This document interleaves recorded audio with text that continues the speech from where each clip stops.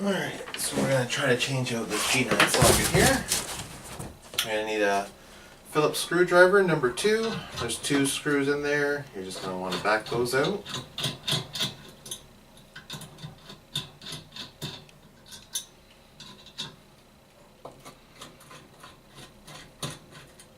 And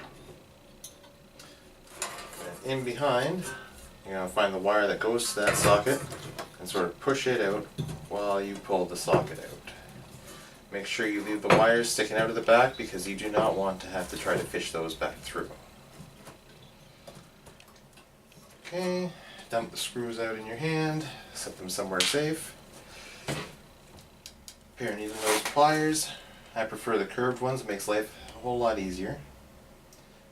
You want to grab close to the base of the socket and then just start twisting back and forth until the wire comes out. Other one, same thing, back and forth. If you want, now that you're free, you can actually spin it.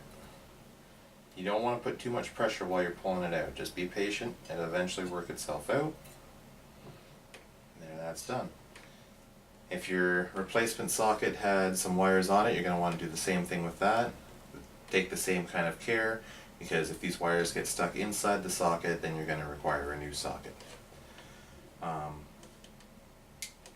you go to put the new ones back in, it should just be as simple as take the needle nose pliers again and just push them in. See, it's nice and tight.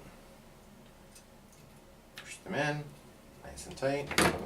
Take the wires at the back, slide them down.